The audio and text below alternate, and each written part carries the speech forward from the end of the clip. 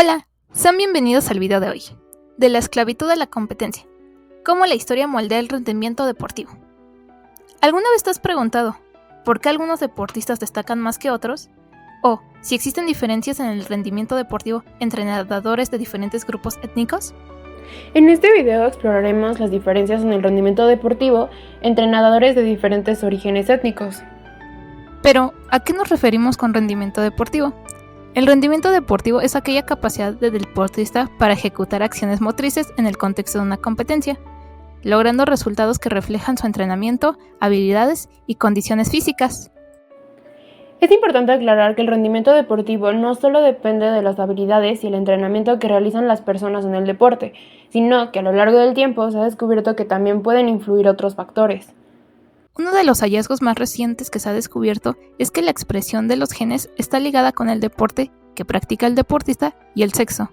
Se ha establecido que alrededor del 66% del rendimiento deportivo se ve ligado a los componentes hereditarios. En algunas investigaciones recientes han comenzado a explorar cómo los polimorfismos genéticos, es decir, las variaciones en los genes de diferentes poblaciones, pueden influir en el rendimiento deportivo. Estos polimorfismos pueden afectar aspectos como la eficiencia muscular, la capacidad de oxidación de la energía e incluso la respuesta al ejercicio. Por ejemplo, ciertos genes relacionados con la resistencia o la potencia, como el ACTN3, que regulan las fibras musculares tipo 2, varían entre grupos étnicos. Las personas con una mayor prevalencia de ciertos polimorfismos de este gen tienden a tener una mayor capacidad para realizar actividades de alta potencia, como el atletismo. Sin embargo, las personas con una prevalencia diferente pueden tener una ventaja en los deportes de resistencia, como la natación. Estos polimorfismos no definen el destino de un deportista, pero sí pueden influir en sus fortalezas naturales, o eso es lo que se ha visto. Pero, ¿realmente la genética puede explicar todo lo que está detrás de este fenómeno tan complejo? La respuesta es no, al menos no completamente. Aunque los polimorfismos genéticos, esas pequeñas variaciones en nuestros genes, juegan un papel importante, no son la única pieza del rompecabezas. De hecho, nos ofrecen una nueva forma de entender cómo los factores biológicos pueden influir en el rendimiento deportivo. Sin embargo, no olvidemos que los factores sociales y culturales también tienen un impacto clave. Son estos mismos elementos los que, junto con la genética, han moldeado la evolución del rendimiento de los nadadores de diferentes etnias, creando una interacción fascinante entre lo biológico y lo social. Eso es muy cierto, y de hecho, si regresamos en el tiempo, podemos empezar a entender cómo ha ido evolucionando el rendimiento deportivo de diferentes grupos étnicos. Por ejemplo, se ha pensado que los nadadores caucásicos tienen ventajas anatómicas, como mejor flotabilidad y longitud de extremidades. Por lo menos así lo reportan algunos estudios como el de Ama y Ambassa en 1997.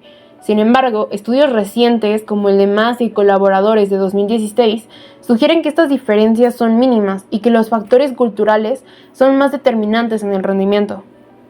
Curiosamente, hay algunas personas que sustentan solamente que las diferencias deportivas entre los diferentes grupos étnicos son a partir de estas ventajas anatómicas y concluyen que los nadadores caucásicos son mejores en natación y las personas afroamericanas y afrodescendientes destacan más en el atletismo o en el básquetbol, por ejemplo.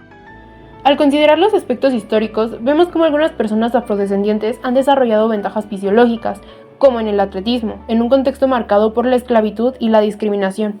Esta selección de sus características físicas está directamente vinculada con las condiciones de vida impuestas por el sistema de esclavitud que había en aquella época. Por ejemplo, entre 1500 y 1750, la cantidad de esclavos traídos a América se correlacionó con el crecimiento económico de la época. Los territorios españoles trajeron aproximadamente 1.5 millones de esclavos entre 1520 y 1867, mientras que 566.000 esclavos fueron enviados desde Jamaica y Brasil, bajo el control británico. Esto afectó no solamente su vida, sino también sus descendientes. Lo anterior puede indicarnos una selección social, pues si bien no se puede determinar de manera exacta que los alelos se hayan mantenido en su totalidad, y se ha pensado que gracias a esto las personas afroamericanas y afrodescendientes han obtenido una ventaja o una debilidad, actualmente se ha observado que estos alelos y estos genes siguen siendo los mismos en determinadas poblaciones. Esto se ha analizado en las poblaciones colombianas y se observó que estos genes se preservan en el ADN brasileño, lo que es un indicador del contexto de esclavitud que vivieron al pasar de África a América. Hay expertos que han señalado que las barreras culturales y socioeconómicas juegan un papel crucial en el rendimiento deportivo de las personas que practican natación u otro deporte en general. Hoy en día, a pesar de ser solo el 13% de la población estadounidense, los afroamericanos dominan disciplinas como el baloncesto y el atletismo. Este fenómeno refleja no solo un talento natural, sino también una serie de contextos históricos y sociales que han moldeado sus trayectorias deportivas. Un ejemplo de este flujo migratorio es Merle Ottey, quien durante mucho tiempo compitió por su país de origen, Jamaica, pero al encontrar diversos contratiempos decidió representar a Eslovenia. Es así que se puede ver que muchos competidores decidieron migrar por cuestiones sociales o económicas. Pero, ¿cuáles son esas cuestiones económicas que pueden influir en el rendimiento del deportista en este deporte en específico? Dentro de las dificultades económicas y sociales que enfrentan las personas afrodescendientes y afroamericanas en Occidente son los bajos recursos, ya que estas personas no pueden acceder tan fácilmente a un buen entrenamiento ni tener acceso a las piscinas individuales o públicas. Esto no solo afecta su rendimiento, también limita el desarrollo y la potencialización de habilidades en la natación, además de que pueden crear un acceso menos inclusivo o disminuir la motivación y aspiración de diferentes grupos étnicos a participar. ¡Wow! ¿Conocías estos datos? Te invitamos a reflexionar también sobre cómo la historia, la economía, la anatomía, la genética y la cultura influyen en el rendimiento deportivo y considera las siguientes preguntas al momento de reflexionar sobre este tema. ¿Por qué crees que es importante adoptar un enfoque más holístico que considere tanto los aspectos anatómicos y genéticos como los socioculturales y económicos de estas poblaciones de diferentes grupos étnicos para estudiar la evolución del rendimiento deportivo? ¿Crees que las diferencias en el rendimiento deportivo de los nadadores de distintas regiones del mundo se han explicado a partir de una perspectiva histórica que se basa en creencias estereotipadas, las cuales no siempre están respaldadas por evidencia científica? ¿O conoces algún otro dato sociocultural o económico que se deba de considerar para estudiar este tema?